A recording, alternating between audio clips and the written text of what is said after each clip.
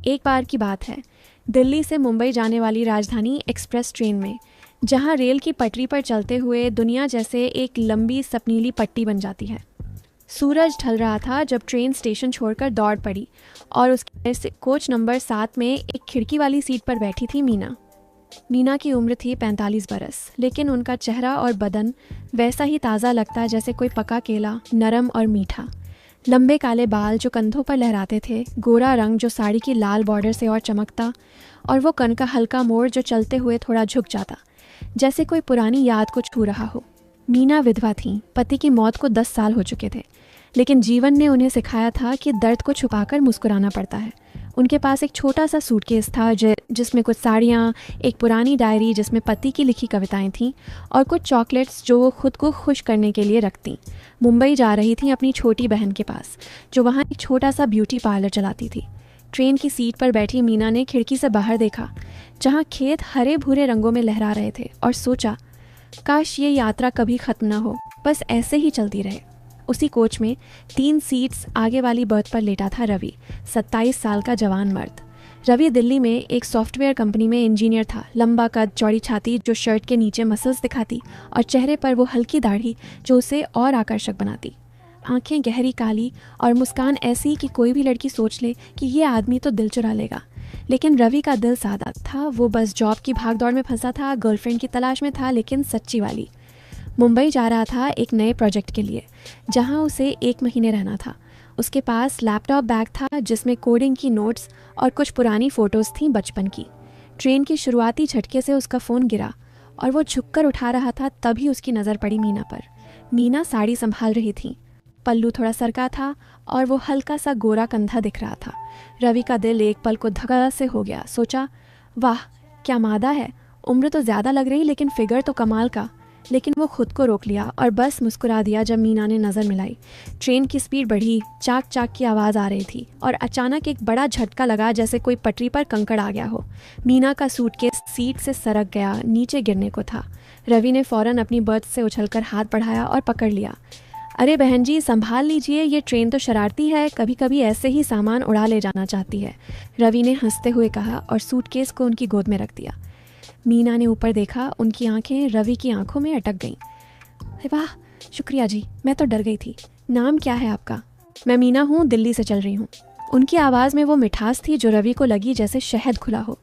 रवि ने अपनी सीट से सामान हटाया और मीना के बगल वाली खाली सीट पर बैठ गया, क्योंकि कोच में अभी भीड़ कम थी। मैं रवि, मुंबई जा रहा हूँ काम पर। आप अकेली हैं? ट्रेन में अकेले सफ़र करना थोड़ा डरावना लगता है ना?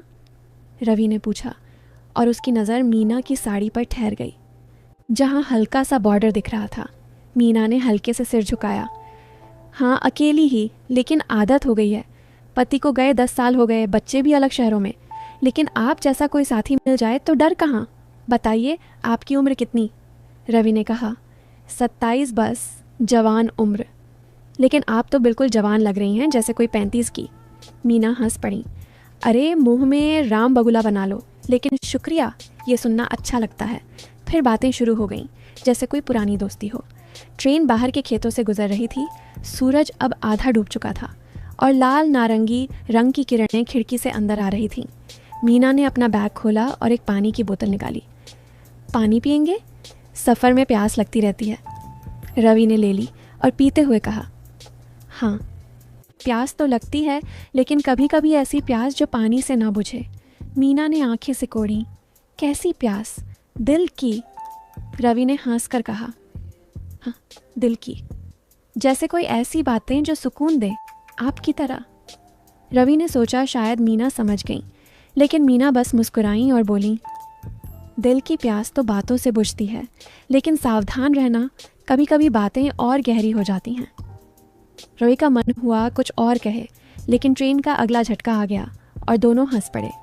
बातें चलती रहीं। मीना ने बताया कैसे वो दिल्ली में एक छोटा सा ट्यूशन सेंटर चलाती थी, बच्चों को पढ़ाती।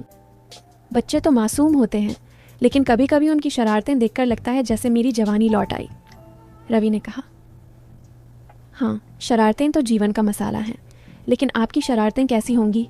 मीना ने शर्माते हुए कहा। अब तो भूल गई, लेकिन कभी कभी सपनों में आ जाती हैं। रवि को लगा जैसे मीना कुछ फ्लर्ट कर रही हैं। दिल में एक हलचल हुई। शाम के 4 बजे ट्रेन एक छोटे स्टेशन पर रुकी, जहाँ प्लेटफॉर्म पर चाय वाले चिल्ला रहे थे। चाय चाय, मीना ने कहा। चाय लाऊं? बिना चाय के सफ़र अधूरा लगता है। रवि ने सिर हिलाया और दोनों प्लेटफॉर्म पर उतर गए, लेकिन ट्रेन की सीढ़ियों पर ही रुक गए क्योंकि डोर बंद हो रही थी। चाय वाला आया, 2 गिलास थमा दिए। चाय पीते हुए मीना ने कहा, ये चाय कितनी गर्म है, जैसे कोई पुरानी याद। रवि ने कहा, हाँ गर्म तो अच्छी लगती है, लेकिन ज़्यादा गर्म हो तो जीभ जला देती है। मीना हंसी। बिल्कुल संभाल कर पीना पड़ता है। ट्रेन फिर चल पड़ी और दोनों वापस सीट्स पर। अब कोच में लाइट्स जल चुकी थीं। पीली रोशनी में मीना का चेहरा और सॉफ्ट लग रहा था। रवि ने अपना फ़ोन निकाला और कुछ गाने बजाए, पुराने बॉलीवुड के। ये गाना सुनिए, ये रातें, ये मौसम, ये कितना अच्छा है। मीना ने कंधा झुकाकर सुना। हाँ अच्छा तो है, लेकिन रातें लंबी होती हैं, कभी कभी अकेले में डर लगता है। रवि ने कहा, अकेले ना रहें, कोई साथी हो तो रातें कट जाती हैं। मीना ने आंखें मिलाईं। साथी मिले तो, लेकिन सच्चा वाला। रवि का दिल धड़का। रात के 7 बजे डिनर का समय हो गया। रवि ने अपना टिफ़िन निकाला, जिसमें माँ ने पैक की थी आलू की सब्ज़ी, रोटियां और दही। मीना जी शेयर करें, अकेले खाना बोरिंग लगता है। मीना ने अपना फ्रूट बॉक्स खोला, जिसमें सेब और केला थे। हाँ क्यों नहीं, लेकिन मेरे फल भी ले लो, मीठा मीठा अच्छा लगता है। दोनों ने साथ में खाना शुरू किया। रवि रोटी तोड़कर देता, मीना सब्जी परोसती। ये आलू कितना स्वादिष्ट है, जैसे कोई राज छुपा हो अंदर, मीना ने कहा। रवि ने जवाब दिया, राजा तो जीवन में सब में होते हैं, लेकिन खोलने पर मज़ा आता है। मीना ने हल्के से हाथ छुआ रवि के हाथ को रोटी देते हुए। हाँ, लेकिन राज खोलना आसान नहीं, कभी कभी दर्द भी होता है। वो टच रवि को लगा जैसे करंट। सोचा शायद मीना इंटरेस्टेड हैं, लेकिन मीना बस खाना खा रही थी, बातें कर रही थी। खाना ख़त्म हुआ और अब कोच में ज़्यादातर लोग सोने की तैयारी कर रहे थे। ट्रेन की लाइट्स डिम हो गईं, बाहर सिर्फ चांद की रोशनी। मीना ने कहा, रवि नींद आ रही है, लेकिन ट्रेन की ये हलचल सोने नहीं देती, तुम सो जाओगे? रवि ने अपनी बर्थ से नीचे उतरकर मीना के पास बैठ गया। नहीं, थोड़ी देर बातें करें। रात की बातों में एक अलग स्वाद है, जैसे कोई गुप्त बातें। मीना ने सिर हिलाया। ठीक है, लेकिन धीरे से बोलना, बाकी लोग सो रहे हैं। बताओ, तुम्हारी ज़िंदगी में कोई स्पेशल तो है? रवि ने सिर हिलाया। नहीं अभी तक, लेकिन मिलेगी तो ऐसी जो रातों को और खूबसूरत बना दे, आपकी तरह बातें करने वाली। मीना ने शर्माकर कहा, अरे मैं तो बूढ़ी हूँ, लेकिन रातें तो सबके लिए खूबसूरत होती हैं, अगर सही साथ हो। कभी कभी सपने आ जाते हैं जो हकीकत लगते। रवि ने कहा, सपने अच्छे होते हैं, लेकिन हकीकत में बदल जाए तो? मीना ने आंखें बंद की। हकीकत में सब कुछ बदल जाता है, लेकिन अच्छा बदलाव हो तो मज़ा है। बातें चलती रहीं, ट्रेन की आवाज़ बैकग्राउंड में। रवि ने अपनी बचपन की कहानी सुनाई, कैसे पापा की मौत के बाद माँ ने अकेले पाला। मीना सुनती रही, आंखों में चमक। तुम कितने समझदार हो, जैसे कोई पुराना दोस्त। रवि को लगा मौका है, हाथ बढ़ाया लेकिन रुक गया। रात 11 बजे हो गई और मीना ने कहा, अब सो लो, कल सुबह मिलेंगे। दोनों अपनी बर्थ्स पर चले गए। रवि को नींद ना आई, मीना के बारे में सोचता रहा। मीना भी जागी रही, सोच रही थी रवि कितना केयरिंग है। सुबह के 5 बजे ट्रेन एक बड़े स्टेशन पर रुकी। बाहर ठंडी हवा आ रही थी और चाय की खुशबू। रवि उठा, चाय लाया 2 कप। मीना उठी, बाल संवारे, साड़ी ठीक की। गुड मॉर्निंग मीना जी, कैसी रही रात? रवि ने पूछा। अच्छी, लेकिन तुम्हारी बातें याद आती रहीं। चाय पी लो, गर्म है। दिन चढ़ा, ट्रेन पहाड़ियों से गुजर रही थी। खिड़की से हरी घास, छोटे छोटे झरने दिख रहे थे। दोनों ने ब्रेकफास्ट शेयर किया। मीना के पास बिस्किट थे, रवि के पास ब्रेड। ये ब्रेड सॉफ्ट है, जैसे कोई मुलायम बात, मीना ने कहा।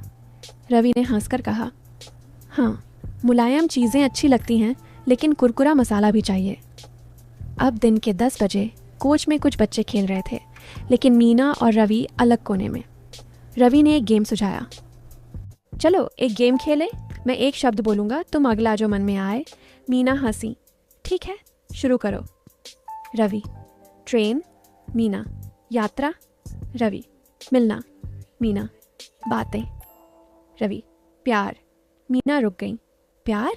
हाँ लेकिन सच्चा। गेम चला, हंसी मजाक और बीच बीच में डीप टॉक्स। मीना ने अपनी डायरी निकाली। ये देखो, पति की लिखी एक कविता, पढ़ूं? रवि ने सुनी। कितनी खूबसूरत, जैसे आपकी आंखें। मीना भावुक हो गई और धन्यवाद किया, लेकिन अब अकेलापन सताता है। दोपहर हुई, ट्रेन एक लंबे ब्रिज पर चली। नीचे नदी बह रही थी, चमकती हुई। रवि ने कहा, ये क्या नदी कितनी तेज़ बह रही है, जैसे जिंदगी। मीना ने कहा, हाँ, लेकिन कभी रुक भी जाती है, सोचने के लिए। तुम्हारी ज़िंदगी कैसी चल रही? रवि ने बताया अपनी जॉब की टेंशन, कैसे बॉस दबाता है। मीना ने सलाह दी, सहन शक्ति रखो जैसे मैंने रखी, लेकिन कभी कभी किसी का हाथ थाम लेना पड़ता है। रवि ने हाथ बढ़ाया मजाक में, लेकिन मीना ने हंसकर पीछे हटा लिया। थामना आसान, लेकिन दिल थामना मुश्किल। रवि को लगा शायद हाँ कह रही हैं। दोपहर के खाने में वेंडर आया, सैंडविच बेच रहा था। दोनों ने लिया, खाते हुए बातें। ये सैंडविच का फीलिंग, ये कितना जायकेदार, जैसे छुपी हुई कोई चीज़, रवि ने कहा।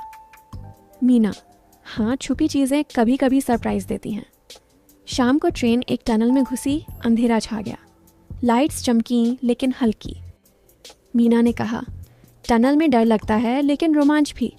अंधेरे में क्या क्या छुपा होता है।